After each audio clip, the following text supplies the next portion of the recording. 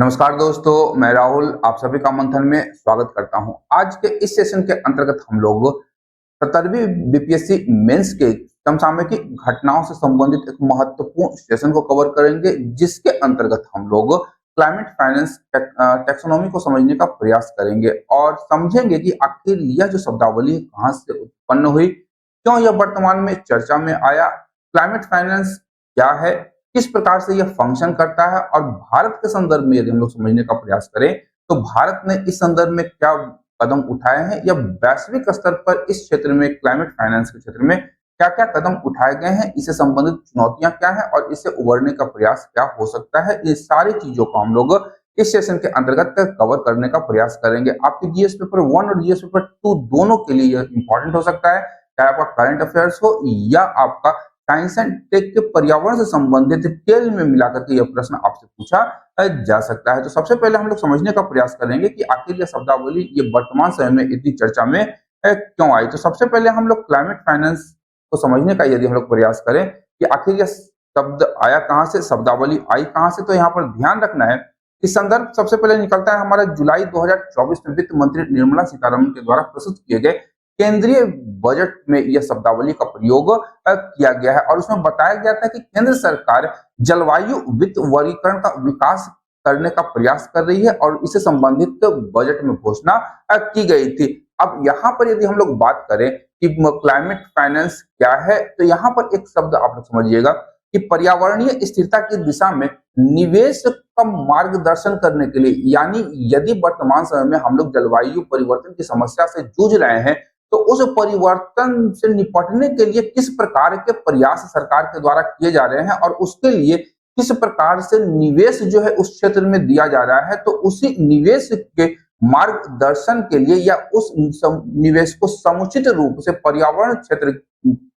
के क्षेत्र में लगाने के उद्देश्य से इस जलवायु वित्त वर्गीकरण का उपयोग किया गया है। तो जलवायु निवेश का मार्गदर्शन करने एवं देश के जलवायु लक्ष्यों के साथ वित्तीय संसाधनों को संरेखित करने के लिए इसे डिजाइन किया गया है। ध्यान रखिएगा, यानी जो भी हमारा लक्ष्य है जलवायु परिवर्तन से संबंधित, तो जलवायु परिवर्तन से संबंधित लक्ष्यों और उन लक्ष्यों को प्राप्त करने के लिए किस प्रकार से हम अपने फाइनेंस को, वित्त को उस और एक साथ संरेखित करेंगे, उसके लिए यह डिजाइन किया गया है। यह एक स्टैंडर्ड ढांचा है जो जलवायु अनुकूलन, चाहे आपका एडेप्टेशन हो या मिटिगेशन हो, अनुकूलन और शमन के प्रयासों का समर्थन करता हुआ दिखाई देता है। अब यदि हम लोग सबसे पहले समझे क्लाइमेट फाइनेंस टैक्सोनॉमी को, तो यहाँ पर ध्यान रखिएगा कि जब हम लोग बायोलॉजी पढ़ते हैं तो बायोलॉजी के अंतर्गत भी एक चैप्टर हम लोग पढ़ते हैं टैक्सोनॉमी के अंतर्गत, और उसमें हम लोग विभिन्न प्रकार के पशु पक्षियों जानवरों का वर्गीकरण करते हुए हम लोग देखते हैं। सबसे पहले अगर हम लोग टैक्सोनॉमी की बात करें तो अरस्तु के द्वारा निर्धारित किया गया था सजीव और निर्जीव में, बाद में कैरोलस लीनियस ने उसमें सुधार किया और वर्तमान समय में विटकर के द्वारा प्रस्तुत किए गए टैक्सोनॉमी को हम लोग पढ़ते हैं, जिसमें पांच वर्गों में विभिन्न जीव जंतुओं को वर्गीकृत करने का प्रयास किया गया और वही सर्वाधिक मान्य और मानकीकृत ढांचा उपलब्ध करवाता है। तो वर्तमान में जलवायु वित्त के विषय में हम लोग समझे या क्लाइमेट फाइनेंस टैक्सोनॉमी के संबंध में, तो यह एक मानकीकृत नियमों, विनियमों और दिशा निर्देशों का एक सेट है। ध्यान रखिएगा कि जो नियम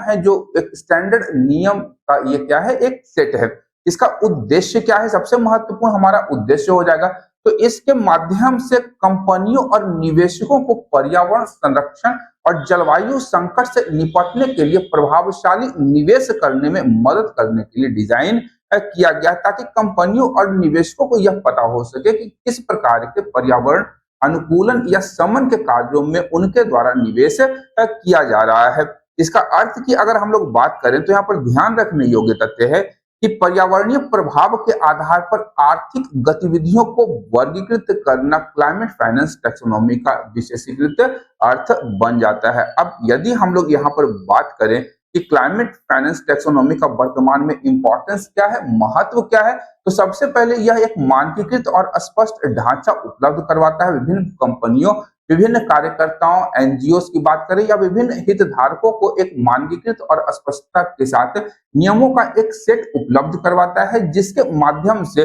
ग्रीन इन्वेस्टमेंट या हरित निवेश की विभिन्न व्याख्याओं को रोकने में मदद किया गया है। अब यदि हम लोग बात करें कि ग्रीन इन्वेस्टमेंट की परिभाषा क्या हो सकती है, तो अलग-अलग पर्यावरणविद, अलग-अलग संस्थाएं या अलग-अलग हितधारक इसे अलग-अलग रूपों में परिभाषित करने का प्रयास करते हैं, जिसके परिणाम स्वरूप क्या होता है कि निवेशकों के बीच में हरित निवेश या ग्रीन इन्वेस्टमेंट को लेकर के एक ऊहापोह और भ्रम की स्थिति उत्पन्न हो जाती है। उन्हें यह समझ में पता नहीं लगता है कि आखिर हम लोग हरित निवेश या ग्रीन इन्वेस्टमेंट कहेंगे किसे। इसके क्लाइमेट फाइनेंस टैक्सोनॉमी को लाने के कारण जो हमारा भ्रम की स्थिति है निवेशकों के मध्य, उसका निवारण या निराकरण हो जाता है और यह सुनिश्चित करता है कि जो भी निवेश किया गया है वो वास्तव में पर्यावरण के लिए लाभकारी सिद्ध हो। वहीं यहाँ पर हम लोग देखते हैं कि इस टैक्सोनॉमी के माध्यम से विभिन्न प्रकार की परियोजनाओं को स्पष्ट रूप से परिभाषित करने का प्रयास किया गया है, जिसके माध्यम से वित्तीय संसाधनों का उपयोग सही परियोजनाओं और क्षेत्रों में निवेश करने का प्रयास किया जाता है और जलवायु परिवर्तन के लक्ष्यों को प्राप्त करने में यह हमारी मदद सुनिश्चित करता है। दूसरा महत्वपूर्ण कारण है इसका कि वित्तीय संसाधनों का प्रभावी उपयोग। अब सबसे महत्वपूर्ण है कि हमारे पास में वित्तीय संसाधन बहुत ही कम है, लेकिन हमें इस वित्तीय संसाधन की आवश्यकता सर्वाधिक विभिन्न क्षेत्रों में हमें दिखाई देती है। और वर्तमान समय की बात करें तो जलवायु परिवर्तन से निपटने के लिए उससे संबंधित निवेश की भी आवश्यकता होती है। तो यहाँ पर हम लोग हरित निवेश या फिर जो जलवायु से संबंधित जो भी परियोजनाएं हैं, उन परियोजनाओं में प्राथमिकता निर्धारित करने में यह आसानी उत्पन्न करेगा। साथ ही साथ अत्यंत महत्वपूर्ण और उच्च प्राथमिकता वाली परियोजनाओं को पहले वित्तीय सहायता प्रदान करने की बात कहती है। सबसे महत्वपूर्ण चीज है, अगर सरकार की बात करें और हम लोग डीपीएसपी की बात करते हैं इंडियन पॉलिटी के अंतर्गत, तो हमारा भारत जो है एक लोक कल्याणकारी राज्य के रूप में जाना जाता है। तो लोक कल्याणकारी राज्य के अंतर्गत पंक्ति में सबसे अंतिम पायदान पर खड़े व्यक्ति के पास भी कल्याण से संबंधित विभिन्न परियोजनाओं का पहुंचना आवश्यक होता है। उसी प्रकार हम लोग यहाँ पर देखते हैं कि प्राथमिकताओं का वर्गीकरण किया जाएगा और उस वर्गीकरण के आधार पर जो भी उच्च प्राथमिकता वाली परियोजनाएं होंगी या जो अत्यंत ही महत्वपूर्ण परियोजनाएं होंगी, यानी इन परियोजनाओं से बिना इन्हें पूरा किए हुए जलवायु परिवर्तन के लक्ष्यों को, जलवायु से संबंधित जो लक्ष्य है उसे प्राप्त करने में हमें आसानी नहीं होगी। तो उसमें सबसे पहले हमें निवेश करना होगा और इसके अनुकूल अगर यदि हम लोग समझे तो वैसी परियोजनाएं जिससे अधिकतम सामाजिक और पर्यावरणीय लाभ की प्राप्ति हो, सरकार उन क्षेत्रों की परियोजनाओं में निवेश करने की बात सबसे पहले कहती है। तीसरा सबसे महत्वपूर्ण महत्व है इसका कि निवेश का उचित मार्गदर्शन हो जाता है। अब सबसे महत्वपूर्ण बात है कि जलवायु लक्ष्यों के अनुरूप मानदंडों के साथ साथ आर्थिक क्षेत्रों और गतिविधियों को भी सूचीबद्ध करके वित्तीय संसाधनों को उन परियोजनाओं की ओर निर्देशित करता है जो जलवायु परिवर्तन समन और अनुकूलन का समर्थन करता है। यानी वैसे सभी कार्य जो है, जो वित्तीय संसाधन है, हमें उन परियोजनाओं की ओर धकेलने या उस ओर निवेश करने में प्रोत्साहित करता है, निर्देशित करता है जो जलवायु परिवर्तन के मिटिगेशन और एडेप्टेशन को समर्थन करने वाली परियोजनाएं होती है। इनसे वित्तीय संसाधनों के दुरुपयोग पर रोक लग जाती है। साथ ही साथ निवेशकों और वित्तीय संस्थानों को जलवायु परियोजनाओं से जुड़े जोखिमों के बेहतर प्रबंधन करने में भी सहायता प्राप्त हो जाती है। नेक्स्ट हमारा महत्व हो जाएगा कि ग्रीन वॉशिंग को रोकना। सबसे पहले एक टर्म आता है हमारा ग्रीन वॉशिंग। आखिर ये ग्रीन वॉशिंग है क्या? तो यहाँ पर ध्यान रखिएगा कि ग्रीन वॉशिंग एक भ्रामक अगर हम लोग बात करें तो उपभोक्ताओं को गुमराह करने का कार्य है, जिसमें यह झूठा दावा किया जाता है कि किसी कंपनी का जो उत्पाद है वो पर्यावरण के अनुकूल है। ये ध्यान रखिएगा। यानी वैसे उत्पाद जिसमें भ्रामक विज्ञापन किए जाते हैं कि आप फलाना क्रीम लगाइए, आप गोरा हो जाइएगा, तो इस प्रकार के जो दावे हैं उनकी सत्यता की जांच इसके अंतर्गत की जाती है, ग्रीन वॉशिंग के अंतर्गत की जाएगी। और यदि कोई उत्पाद इस प्रकार का झूठा दावा करता हुआ पाया जाता है तो उसे ग्रीन वॉशिंग कहा जाता है। और इसमें यदि हम लोग देखें तो पर्यावरण संबंधी इमेज, भ्रामक लेबल का उपयोग और किसी उत्पाद के नकारात्मक प्रभावों को छिपाना तक शामिल हो जाता है। जैसे यदि हम लोग बात करें तंबाकू से बने किसी उत्पाद को खाने से, जब हम लोग जानते हैं कैंसर होता है, और यदि कोई कंपनी अपने प्रोडक्ट्स में तंबाकू का उपयोग करती है और वह इस बात को छिपा लेती है कि उसके उत्पाद में तंबाकू का उपयोग किया गया है, तो वहां पर इसे हम लोग ग्रीन वॉशिंग के अंतर्गत रखेंगे। ये चीज हमारा उदाहरण है और पर्यावरण के लिए भी यही उपयोगी हो जाएगा। अब कोई उत्पाद हम लोग परचेज कर रहे हैं और उस उत्पाद से पर्यावरण पर नकारात्मक रूप से प्रभाव पड़ता है और यदि वह कंपनी इसे छिपाती है तो इसे हम लोग ग्रीन वॉशिंग कहेंगे पर्यावरण के क्षेत्र में। तो यहाँ पर ध्यान रखिएगा कि यदि हम लोग ग्रीन वॉशिंग को रोकते हैं तो वैज्ञानिक आकलन के आधार पर स्पष्ट मानक स्थापित करने में मदद करता है। साथ ही साथ जो हमारे हरित निवेश में पारदर्शिता और जवाबदेही भी सुनिश्चित यहाँ पर होती हुई दिखाई देती है। वहीं नीति निर्माताओं के लिए यह सहायता उत्पन्न करता है कि जलवायु वित्त नीतियों और रणनीतियों को विकसित करने में मदद करेगा, क्योंकि हमें यह पता होगा कि किस प्रकार की परियोजनाओं को हमें लाना है, किस पे हम ज्यादा फोकस करेंगे और कहाँ अपने वित्तीय संसाधनों का समुचित उपयोग करेंगे। इस प्रकार की नीतियों और रणनीतियों को विकसित करने में यह सहायता उत्पन्न करेगा। साथ ही साथ एक संरचित ढांचा का निर्माण करेगा जिसके माध्यम से हम लोग एक उपयुक्त नीति का निर्माण करेंगे जिससे जलवायु परिवर्तन से संबंधित जोखिमों के मिटिगेशन और एडेप्टेशन की हम लोग बात करते हैं। इसके साथ ही साथ विभिन्न वित्तीय उत्पादों और सेवाओं के लिए मानक तक निर्धारित करने की इसमें बात कही गई है और इसके लिए समय समय पर विभिन्न प्रकार के दिशा निर्देशों को स्थापित करने का काम जो होगा वह आसान हो जाएगा। साथ ही साथ अगर हम लोग एक अन्य महत्व की बात करें तो वैश्विक और स्थानीय स्तर पर किए जा रहे प्रयासों का एक साथ संरेखण हो जाएगा, दोनों का सम्मिलन हो जाएगा। क्योंकि यदि हम लोग बात करें जलवायु परिवर्तन की तो इससे न केवल भारत अपितु संपूर्ण विश्व इससे वर्तमान समय में जूझ रहा है और यदि हम लोग छोटे छोटे पॉकेट्स में काम करें और संपूर्ण विश्व को उस पॉकेट्स के साथ में जोड़ दें तो जलवायु परिवर्तन की समस्याओं से काफी हद तक निजात मिल सकता है। तो राष्ट्रीय और अंतरराष्ट्रीय स्तर पर जो भी जलवायु लक्ष्य निर्धारित किए गए हैं उन्हें आपस में संरेखित करने का प्रयास इसके माध्यम से किया जाएगा। और पेरिस समझौता जो कि 2015 में हुआ था, जो पर्यावरण के क्षेत्र में एक बहुत ही बेहतरीन समझौता माना जाता है, तो पेरिस समझौते के तहत जो वैश्विक तापमान को 1.5 डिग्री सेंटीग्रेड से कम करने जैसे लक्ष्यों को प्राप्त करने में अंतरराष्ट्रीय प्रयासों का यह समर्थन करता दिखाई देता है। लेकिन इसके महत्व के साथ साथ इसमें बहुत सारी चुनौतियां हमें दिखाई देती है। प्रमुख चुनौती के रूप में यदि हम लोग देखें तो वित्तीय संसाधनों की अपर्याप्तता सबसे महत्वपूर्ण है हमारे पास में कि जो वित्तीय संसाधन है वो हमेशा कम ही रह जाते हैं। यदि हम लोग भारत के बजट की बात करते हैं तो भारत के बजट की अगर हम लोग बात करें तो यहाँ पर अगर हम लोग को x रुपए खर्च करना होगा तो हमें यहाँ पर हमेशा ध्यान रखना हो कि जो हमारा आय होगा वह x-1 होगा। तो ये संसाधनों की अपर्याप्तता को दिखाता है। तो जलवायु परिवर्तन के प्रभावों से निपटने की जब हम लोग बात करते हैं तो वहां पर आवश्यक संसाधनों की जो मात्रा होती है वो काफी ज्यादा अधिक होती है, लेकिन इन संसाधनों को लाने के लिए हमारे पास जो फाइनेंस का वित्त होगा वह वित्तीय संसाधन काफी ज्यादा अपर्याप्त है। और भारत की बात करें तो भारत में ग्रीन फाइनेंस के प्रवाह का आवश्यकता से अत्यधिक कम है। वहीं क्लाइमेट पॉलिसी इनिशिएटिव का एक रिपोर्ट है जिसमें कहा गया है कि 2022 में भारत के कुल एफडीआई प्रवाह का केवल 3% जलवायु वित्त से संबंधित था। यदि 3% टोटल एफडीआई का जलवायु के क्षेत्र में प्राप्त हो रहा है तो हमें जलवायु से संबंधित जो भी परियोजनाएं हैं उसके लिए वित्तीय संसाधनों में काफी ज्यादा कमी दिखाई देगी। इसके अतिरिक्त अगर हम लोग बात करें तो वितरण का प्रभावी ढंग से प्रबंधन यहाँ पर नहीं हो पाता है। तो वित्तीय संसाधनों का सही तरीके से वितरण और उपयोग सुनिश्चित करना होगा जिसके माध्यम से कम संसाधनों में हम लोग अधिक से अधिक आउटपुट प्राप्त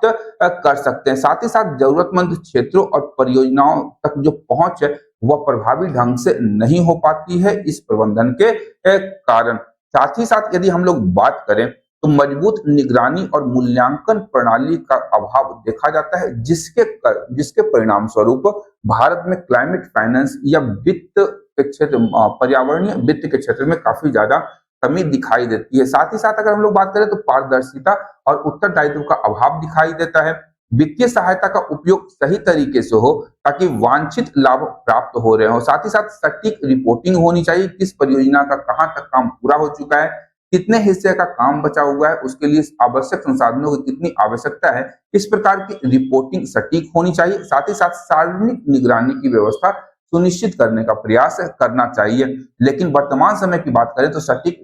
रिपोर्टिंग और सार्वजनिक निगरानी का अभाव देखा जाता है जिसके परिणाम स्वरूप परियोजनाएं अपने सही समय पर पूरी नहीं हो पाती है। तकनीकी क्षमता और विशेषज्ञता का अभाव है, अब यह भी सबसे बड़ा कारण है। अब अगर हम लोग चुनौती के रूप में देखें तो जलवायु परियोजनाओं के प्रभावी क्रियान्वयन के लिए तकनीकी ज्ञान और विशेषज्ञता की भारत में कमी है। न केवल भारत में अपितु संपूर्ण विश्व में इसकी कमी दिखाई देती है। साथ ही साथ अगर हम लोग जलवायु परिवर्तन से संबंधित मिटिगेशन और एडप्टेशन की बात करते हैं तो उससे संबंधित जो तकनीकी है वो काफी ज्यादा महंगी है और विकासशील और अल्प विकसित देशों के लिए इस प्रकार की तकनीकों को अर्जित करना काफी ज्यादा महंगा हो जाता है, जिसके कारण जलवायु के संबंध में, जलवायु वित्त से संबंधित या जलवायु के परिवर्तन से निपटने के उनके प्रयासों को बाधा पहुंचती है। राजनीतिक और सामाजिक बाधाएं भी है। अब सबसे महत्वपूर्ण है कि जलवायु वित्त के लिए आवश्यक राजनीतिक इच्छा शक्ति का काफी ज्यादा अभाव देखा जाता है, न केवल भारत में अपितु संपूर्ण विश्व में ऐसा ही हाल है, जिसके परिणाम स्वरूप हम लोग देखते हैं कि जलवायु परियोजनाओं के लिए वित्तीय समर्थन प्राप्त करने में काफी ज्यादा कठिनाई होती है और नीतियों का प्रभावी क्रियान्वयन नहीं हो पाता है। साथ ही साथ अंतर्राष्ट्रीय सहयोग की भी कमी देखी जाती है और विभिन्न देश एक दूसरे के ऊपर दोषारोपण करते हैं कि फलाने देश ने जलवायु के परिवर्तन में काफी ज्यादा योगदान दिया है, लेकिन उससे निपटने से संबंधित प्रयासों में दूसरे देश किस प्रकार के प्रयास कर रहे हैं उससे वो अपना पीछा छुड़ाते हुए दिखाई देते हैं। साथ ही साथ विभिन्न देशों के मध्य इस क्षेत्र में समन्वय और सहयोग का अभाव देखा जाता है, न केवल देशों के स्तर पर अपितु विभिन्न प्रकार के अंतरराष्ट्रीय संगठनों या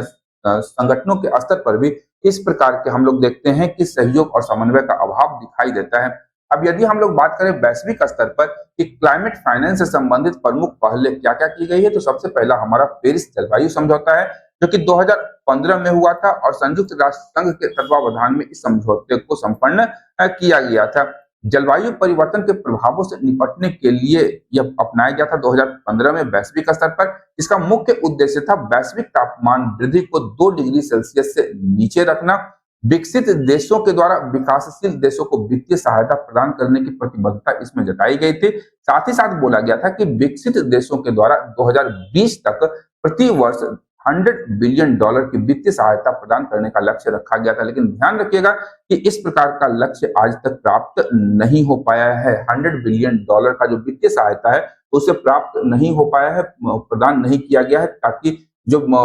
अल्प विकसित देश हैं या अर्ध विकसित देश हैं वो जलवायु परिवर्तन से निपटने के अपने प्रयासों को बेहतर तरीके से क्रियान्वित कर सके। यदि हम लोग यूएसए की बात करें और वर्तमान राष्ट्रपति डोनाल्ड ट्रंप के दूसरे कार्यकाल की बात करें तो इन्होंने पहले अपने कार्यकाल में पेरिस जलवायु समझौते से अमेरिका को पूर्णतः अलग कर लिया था और वर्तमान समय की बात करें तो फिर से राष्ट्रपति बने हैं और फिर से उन्होंने ये इस कार्य को दोहरा दिया है। लेकिन यदि हम लोग बात करें कि पिछले जो बाइडेन के कार्यकाल को, तो वहां भी 4 साल में किसी भी प्रकार की कोई सहायता इस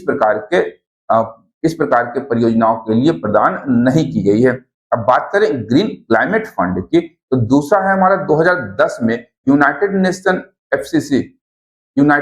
एफसीसी के द्वारा इसे स्थापित किया गया था। इसका उद्देश्य है विकासशील देशों को जलवायु परियोजनाओं के लिए वित्त उपलब्ध कराना ताकि ग्रीन हाउस गैसों के उत्सर्जन को कम किया जा सके और जलवायु परिवर्तन के प्रभावों से अनुकूलन में सहायता प्राप्त हो सके। जीसीएफ की बात करें, ग्रीन क्लाइमेट फंड की बात करें, तो इसके तहत वित्तीय सहायता किस क्षेत्रों में प्रदान की जाती है, तो नवीकरणीय